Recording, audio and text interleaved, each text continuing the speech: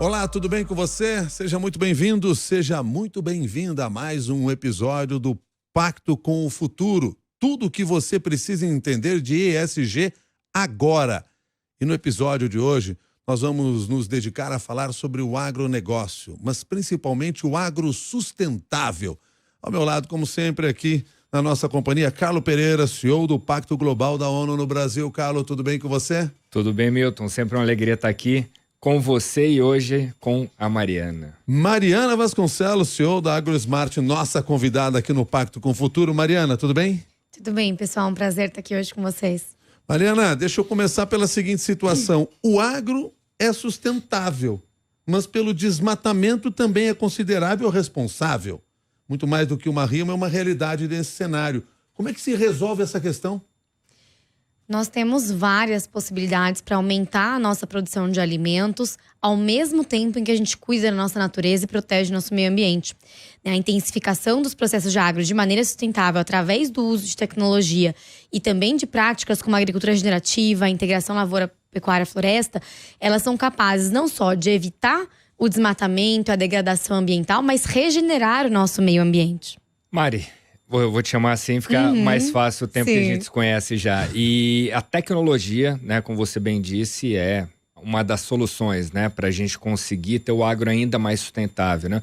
Queria que você comentasse um pouco de tudo que tem acontecido e está acontecendo no Brasil, né? Que esses dias eu tive em Piracicaba, eu vi um centro ali maravilhoso, muita gente envolvida com novas tecnologias no campo. Como que você tem visto esse cenário? Eu acho que nós estamos crescendo muito como um ecossistema de produção de tecnologia, né, para o agronegócio, onde não só nós vamos ser o maior produtor e exportador de diversos cultivos, mas também de tecnologia e de serviços ecossistêmicos. Né, aqui no Brasil nós temos vários núcleos. Piracicaba é um deles, Londrina, Cuiabá, que reúnem empreendedores e produtores que querem usar o que tem de mais novo, né, na fronteira da tecnologia para poder crescer. E quando a gente fala de tecnologia, tem vários tipos de tecnologia, né? E por que ela é tão importante nesse momento? Porque a gente está falando de transição do agro, né, para uma produção mais sustentável, mais resiliente ao clima. E para a gente transicionar, a gente tem que medir. Só se a gente sabe onde a gente está e para onde a gente quer ir, que a gente consegue transicionar. Então tem vários exemplos, e eu posso aprofundar aqui, de como a tecnologia está sendo utilizada para transicionar o agronegócio. Me dá um caso. Dou vários, vamos lá. Então, começando em medir, né? Nós temos vários produtos, como, por exemplo, a Egro, que é uma empresa que controla o financeiro, a gestão do dia a dia, do estoque, das aplicações do produtor rural. Nós temos uma Jetbov, que está usando a pecuária, entendendo as boas práticas do cuidado do gado, da engorda. Na AgroSmart, nós temos sensores que estão monitorando o microclima no campo e apoiando a decisão do produtor, desde quando plantar, quando e quanto irrigar, se tem risco de doença, risco de geada, risco de incêndio. Por que isso importa? Porque a partir disso a gente consegue apoiar o melhor uso do recurso, seja da energia, seja da água, seja do uso de fertilizantes defensivos. Quanto mais a gente mede, né, o conceito de agricultura de precisão, quando a gente consegue localizar dentro de uma lavoura um ponto no GPS e a gente consegue medir a planta ou o gado ou o que está acontecendo, a gente consegue entregar só aquilo que ela precisa. Então, por que eu vou fazer uma pulverização se eu não tenho risco? Né? Como que eu vou melhorar a minha demanda de fertilizantes externos através do consórcio de culturas que vão prover para aquela lavoura nutrientes e reduzir a dependência de insumos externos. Então, quando a gente mede, a gente consegue devolver exatamente o que a planta precisa. E isso significa reduzir energia e insumos, que significa reduzir a emissão de carbonos, atuando diretamente na mitigação. Mas você falou em transição, né? Então, quando a gente pensa em transição, como você mesma disse, a gente pensa, né? Tô aqui e quero ir para algum lugar no futuro, né? E você trouxe algumas soluções, comentou algumas empresas e tal. Isso já vem acontecendo, né? A gente já tem essas tecnologias sendo aplicadas no campo. E como é? Só com grandes empresas, com grandes produtores ou também pequenos produtores? A tecnologia está bastante presente na vida do produtor rural do Brasil, em todos os níveis, do pequeno ao grande produtor. Nós, por exemplo, trabalhamos com 100 mil produtores rurais na América Latina, dos quais cerca de 40 mil estão no Brasil. E a nossa divisão tá quase 20 e poucos por cento da nossa base, é o produtor pequeno, geralmente de 1, 2, 3 hectares, abaixo de 50 hectares. Depois os médios, que estão ali nos seus 200, 500 hectares. E chega no grande também. Então ela já é pulverizada e acessível a todos os produtores. O que muda é que, junto com a inovação tecnológica, tem inovação de modelo de negócio. Então, houve um processo de começar a coletar dados, de criar os primeiros levantamentos, para que hoje possa existir os modelos de compartilhamento. Igual a gente tem um Uber, um Airbnb, onde você não precisa deter um ativo, mas consegue utilizar.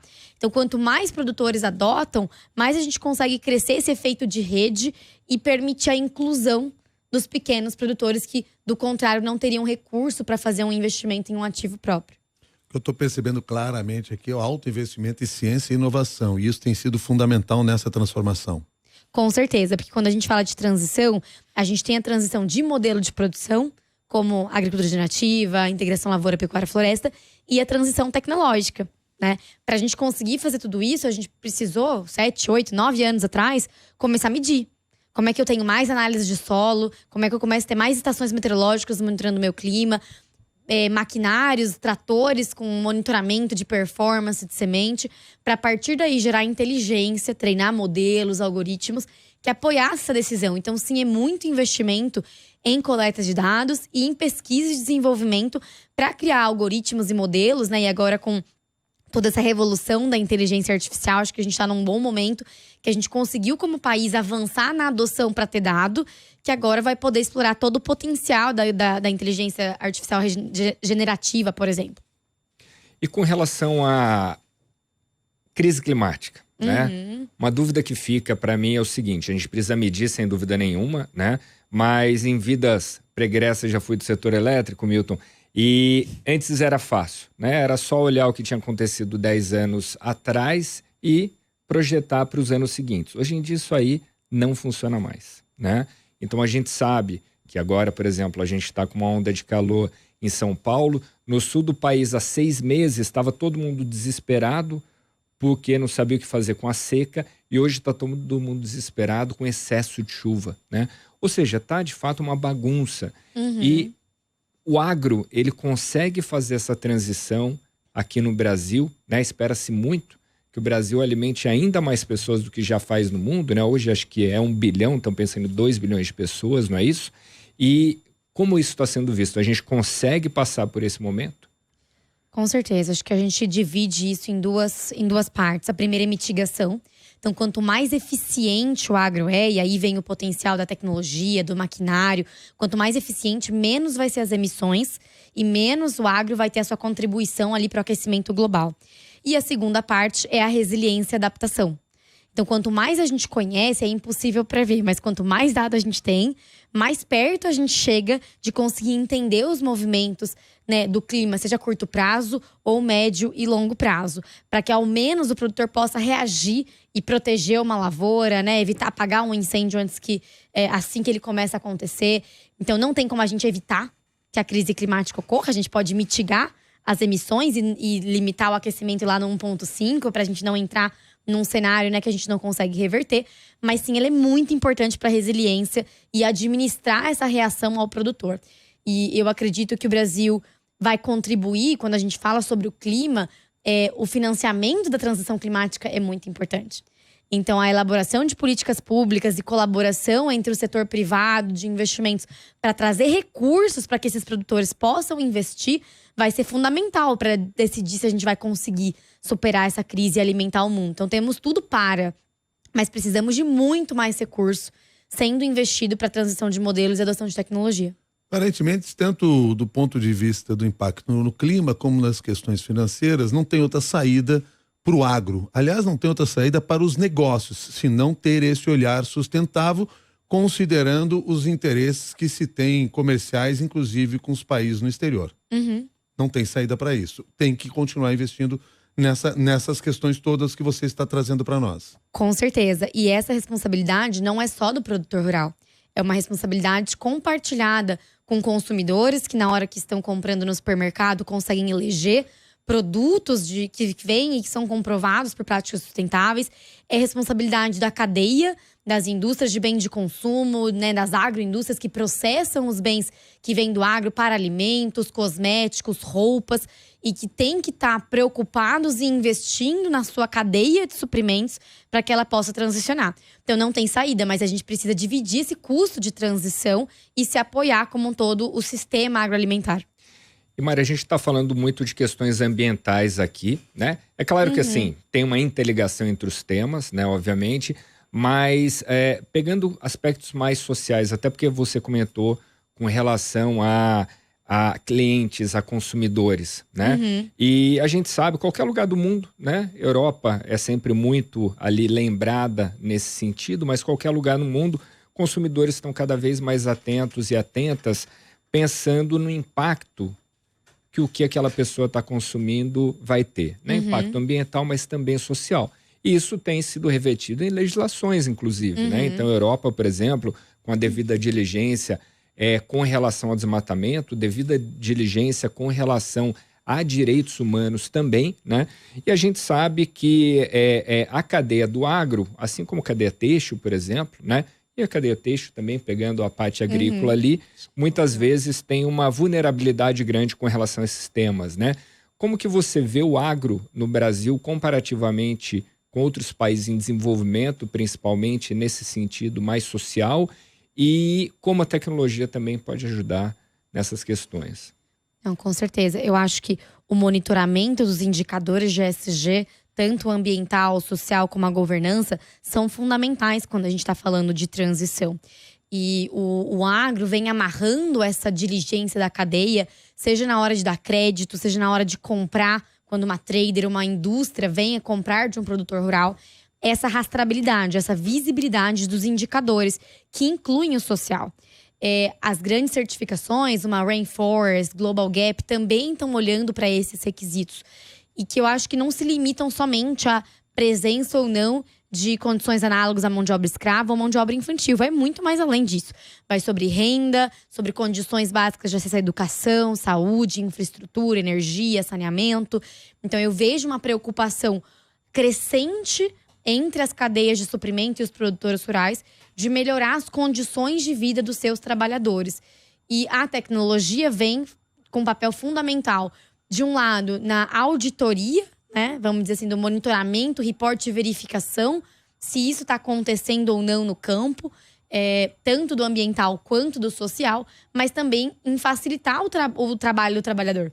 Então, quando a gente traz uma automação, a gente traz dados, a gente reduz o tempo, a necessidade de estar debaixo do sol, fazendo uma coisa que expõe aquele produtor a condições não tão favoráveis para a saúde e para o desenvolvimento. Então eu vejo que o Brasil tem consciência, ainda existem casos, como também existem no mundo todo, acho que tanto do lado social quanto do ambiental, mas o agro que eu vejo é um agro que se importa.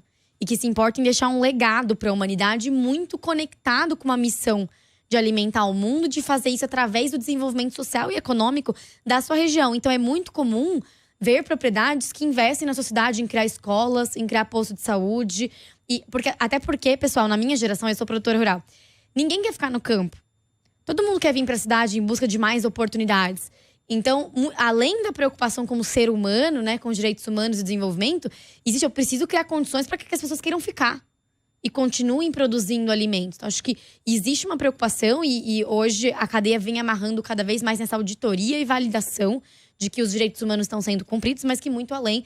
Inclusive o Prêmio de Fazenda Sustentável, em parceria do Rabobank, Globo Rural, etc., ele avalia diversidade, ele avalia esse tipo de iniciativa de educação, de renda mínima para os produtores. E essa conexão com que a gente vem falando de transição através da sustentabilidade visa também fortalecer os pagamentos como serviços ecossistêmicos como forma de maior geração de renda, de uma maneira diferente do que foi feito com as certificações, que muitas vezes a gente tem uma boa certificação, mas o recurso que era para voltar para aquela comunidade e beneficiar a comunidade não chega, por diversos problemas como corrupção.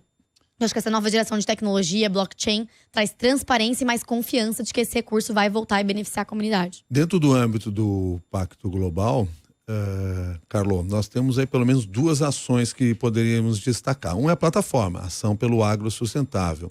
E a outra é também o movimento Impacto Amazônia, que são duas ações que estão dentro desse tema aqui que nós estamos discutindo, não é isso? É isso aí. Com relação à plataforma, um projeto que a gente tem que é bastante importante é o Entre Solos, né? E é exatamente isso, né? Para a gente ter uma melhor comunicação entre o campo e a cidade, né? E ali, a gente, de maneira proposital, até usou campo e não usou agro, né? E que eu vou te levar até para uma pergunta depois. E aí, com relação ao Impacto Amazônia, é isso, né? Que a gente tem uma oportunidade muito grande, como a gente escutou aqui e está escutando com a Mari, mas, claro, a gente tem que ficar atento e mapear tudo o que acontece. Então, o Impacto Amazônia, ele tem uma série ali de verticais, uma delas é com relação à redução do desmatamento, né? Então, a gente quer trazer as empresas para isso. O que eu quero perguntar, Mari, assim, é um pouco de uma saia justa aqui, né? Mas exatamente com relação a essa questão da comunicação entre campo e cidade, né? Muito se fala que quando a gente vai para pessoas ali mais ambientalistas, né? Uma crítica muito forte com relação ao agro, né? E aí algumas pessoas do agro, muitas vezes, com uma crítica muito forte aos ambientalistas, né? Se a gente tivesse duas pessoas, cada um representando cada um desses lados, o que a gente pode falar para elas? Eu acho que vamos dar a mão e trabalhar junto, porque a gente tem um mundo para alimentar e uma natureza para regenerar, sabe? Então, cada vez, eu acho que sim, muitas vezes a imagem que se tem é o ou, né? Ou meio ambiente ou agro, mas o agro é meio ambiente. E se a gente não cuida do nosso solo, da nossa água, a gente não produz. Não é de interesse de um produtor rural degradar o meio ambiente. Falta educação, falta legislação, falta monitoramento. Como eu falei, sempre vai ter problemas em qualquer cadeia, em qualquer lugar. Mas eu acho que já chegou a hora, já passou da hora. E eu vejo, graças a Deus, esse movimento de que temos que trabalhar juntos. E usar a natureza para potencializar a produção. Porque uma lavoura regenerativa, por exemplo, é mais produtiva. Ela tem um tempo para fazer a transição, ter o retorno de investimento. Mas vale a pena. Ser sustentável traz renda, traz impacto e é bom para o produtor rural. Então isso não devia ser um inimigo. E para mim é a mesma visão da Amazônia. Inclusive na minha leitura, extrativismo é agro, bioeconomia é agro. Então as castanhas, o açaí da Amazônia é agro. E temos condições de crescer a produção de alimentos, de gerar renda através de bioeconomia com o uso sustentável. O que a gente precisa fazer para parar o desmatamento é gerar renda. Então como que a gente estrutura essas cadeias, usa a tecnologia, os novos modelos de produção para produzir em harmonia com o meio ambiente, em forma de consórcio e práticas regenerativas, e usa a tecnologia para trazer essa rastreabilidade de comunicar. Porque eu acho que até foi curioso você falar, né, o campo e o agro. A gente tem um problema de comunicação no agro. Existem coisas ruins, existem muitas coisas boas, e o Brasil é líder em várias das coisas boas, inclusive na aplicação de integração lavoura-pecuária-floresta, na produção de carne e carbono neutro, então no uso de tecnologia. Então nós temos bons casos e a gente é ruim de comunicação. Então acho que a tecnologia permite ter dado e embasar para que a gente possa melhorar essa comunicação para dentro e para fora do Brasil. Mariana Vasconcelos, muito obrigado pela sua gentileza de ter estado conosco aqui e compartilhado aí parte desse seu conhecimento. Obrigado e até uma nova oportunidade. Obrigada, pessoal. A Mariana Vasconcelos, que é CEO da AgroSmart, esteve conosco aqui em mais um episódio do Pacto com o Futuro, Carlos. Valeu a conversa, hein? Muito obrigado, foi excelente, Milton. Muito obrigado, Mari. Obrigada a vocês. E aí eu queria aproveitar, Carlos Pereira, para deixar um convite às pessoas que nos acompanham aqui nesta série do Pacto com o Futuro. Vocês viram que a cada episódio a gente trouxe aqui um tema novo, um olhar para o Brasil e para o futuro. Aproveita esse material, coloca lá na sua rede social, publica isso. Você que está aí nos ouvindo pelo fone de ouvido, você que está no aplicativo aí de podcast, você que está nos vendo no videocast, manda isso aí lá no seu grupo de WhatsApp. Sabe aquele grupo que você manda bom dia todo dia? Só o bom dia. Manda o bom dia e manda o link junto. Diz assim, vamos discutir sobre esse assunto, porque esse foi o nosso objetivo aqui ao longo de toda esta jornada. Até um próximo Pacto com o Futuro.